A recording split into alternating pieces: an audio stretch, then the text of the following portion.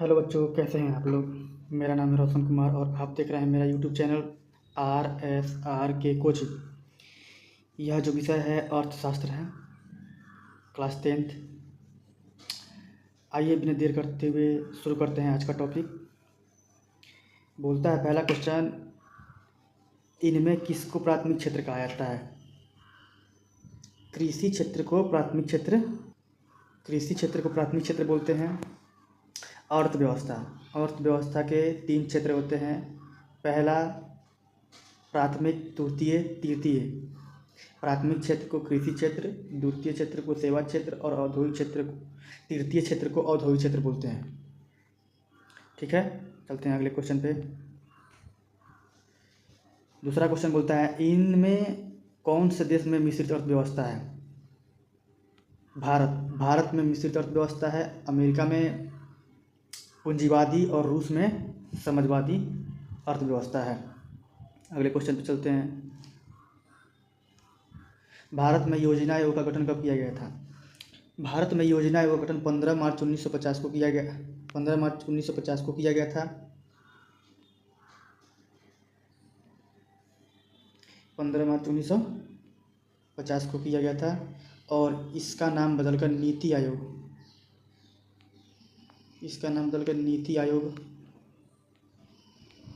किया गया 2015 में। चलते हैं अगले प्रश्न पे। जिस देश का राष्ट्रीय आय अधिक होता है वह देश कहलाता है विकसित कहलाता है। जिस देश का राष्ट्रीय आय उससे थोड़ा कम हो और विकसित बोलते हैं, और सबसे कम उसे बोलते हैं अविकसित। चलते हैं अगले प्रश्न पे। इनमें किसे पिछड़ा राज्य कहा जाता है। बिहार राज्य को पिछड़ा राज्य कहते हैं। चलते हैं अगले प्रश्न पे। निम्नलिखित में कौन सा विनिमय का सर्वोत्तम माध्यम है। अभी के समय में मुद्रा हो जाएगा। पहले के समय में वस्तु होते थे, वस्तु विनिमय प्रणाली,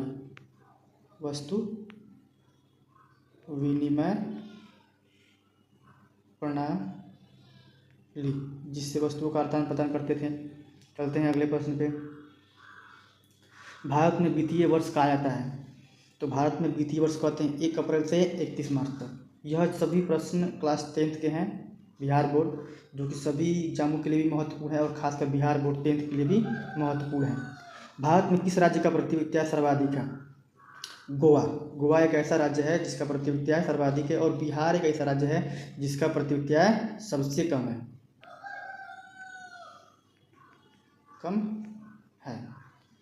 चलते हैं अगले प्रश्न पे। 9वां प्रश्न बोलता है, बिहार के किस जिले का प्रति आय सर्वाधिक है। बिहार का जो पटना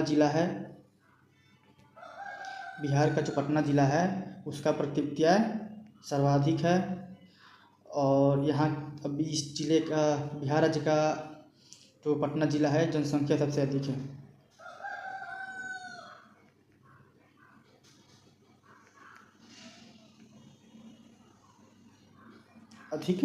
चलते हैं अगले प्रश्न पे।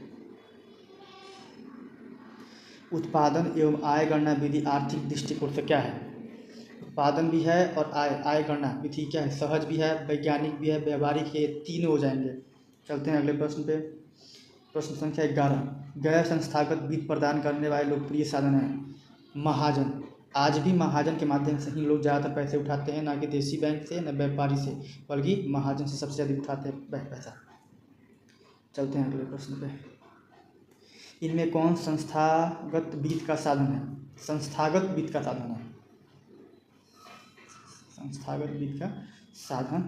है।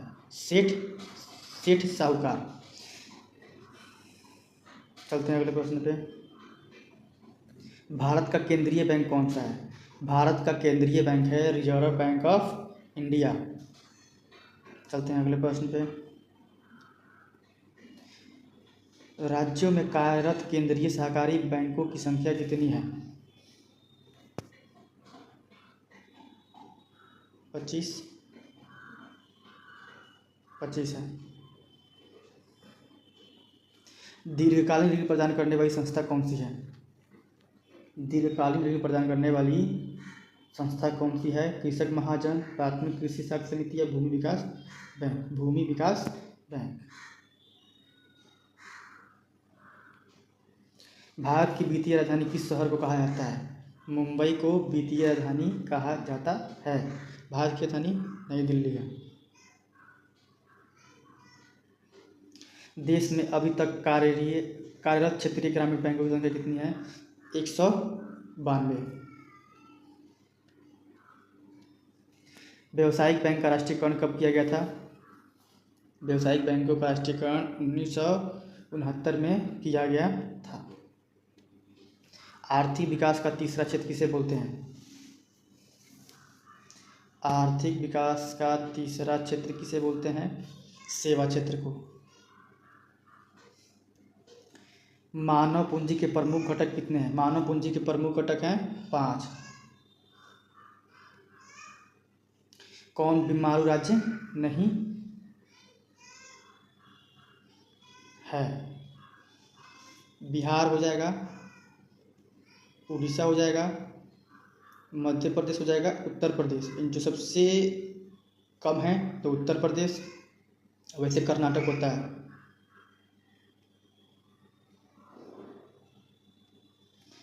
कौन सी सेवा गैर सरकारी है? सैन्य सेवा सरकारी है, वित्त सेवा सरकारी है, मॉल सेवा सरकारी नहीं है, यही है गैर सरकारी। रेल सरकारी है। ऊर्जा के मुख्य स्रोत क्या क्या हैं? कोयला, पेट्रोलियम, विद्युत, ये तीनों क्या है? ऊर्जा के प्रमुख मुख्य स्रोत हैं। नई आर्थिक नीति में किसे शामिल किया गया है? नई आर्थिक नीति में उदारीकरण, निजीकरण, वैश्वीकरण यानी उपयुक्त सभी को शामिल किया गया है।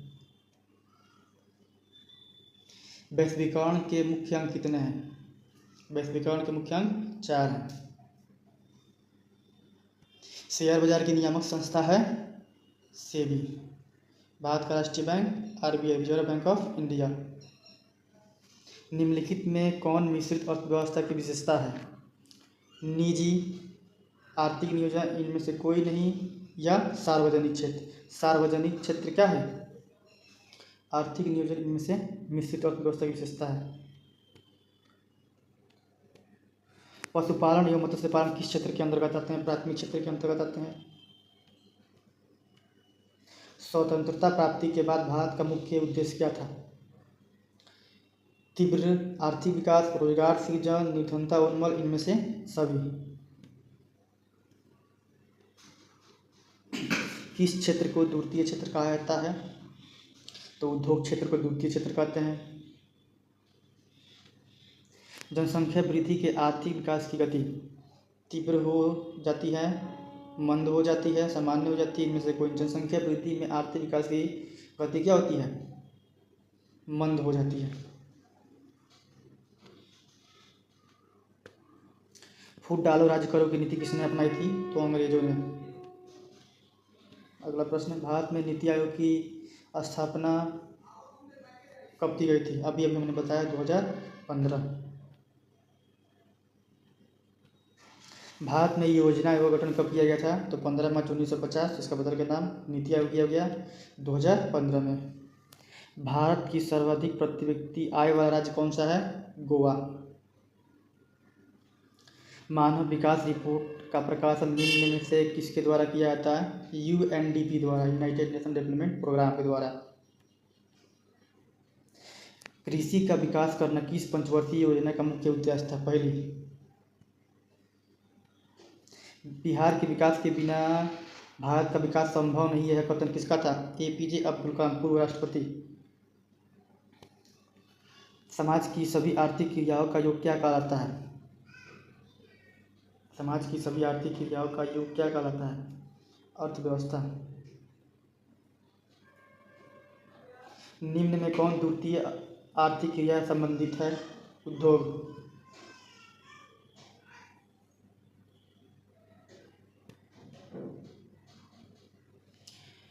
राष्ट्रीय मानव विकास सूचकांक में किस राज्य का दर्जा सबसे ऊपर है? केरल। निम्न में कौन विकास सूचकांक का सूचक नहीं है? विकास सूचकांक का सूचक नहीं है जीवन प्रत्याशा। 12वीं पंचवर्षीय योजना का कार्यकाल था 2012 से 2017।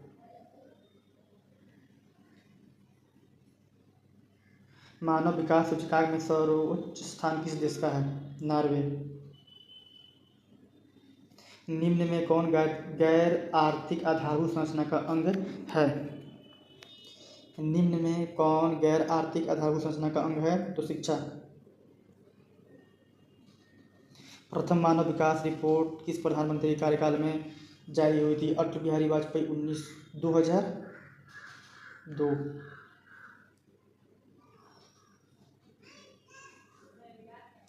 समाजवादी अर्थव्यवस्था में सर्वाधिक बोलती पर दिया जाता है? आर्थिक स्वतंत्रता पर, उत्पादन कुशलता पर, अधिकतम लाभ अर्जन पे या लोक कल्याण पे? लोक कल्याण पे।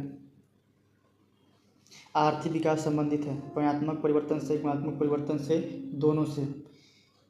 परिणाम भी देखने को मिलता है और गुण भी देखने को मिलता है। बोनस भुगतान अधिनियम किस पंचवर्षीय योजना के दौरान बना? प्रथम पंचवर्षीय योजना के दौरान। समाजवादी अर्थव्यवस्था का गुण है निजी लाभ, मूल्य लाभ, सामाजिक लाभ, संसाधनों का निजी स्वामित्व सामाजिक कल्याण के लिए। प्राथमिक क्षेत्र में कौन सी आर्थिक क्रिया शामिल है? कृषि, खनन, पशुपालन, इनमें से सभी।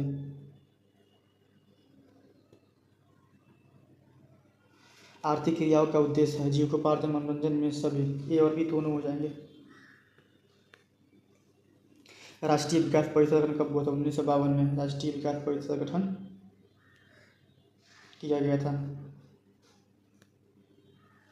किस क्षेत्र को तृतीय क्षेत्र कहते हैं? सेवा क्षेत्र को तृतीय क्षेत्र के नाम से भी जाना जाता है। भारत की आर्थिक व्यवस्था है मिश्रित आर्थिक व्यवस्था है भारत का। अंतिम प्रश्न, किस क्षेत्र को द्वितीय क्षेत्र कहा जाता है? तो उद्योग क्षेत्र को द्वितीय क्षेत्र कहते हैं। जैसे देखा जाए अर्थव्यवस्था के 3 क्षेत्र, 1, 2, 3। पहला कृषि, दूसरा उद्योग और तीसरा होता है सेवा क्षेत्र। ठीक है, यह क्वेश्चन सभी के लिए महत्वपूर्ण होगा। अच्छा लगे तो लाइक, शेयर और कमेंट जरूर करें। अच्छा ना लगे तो कोई बात नहीं। धन्यवाद।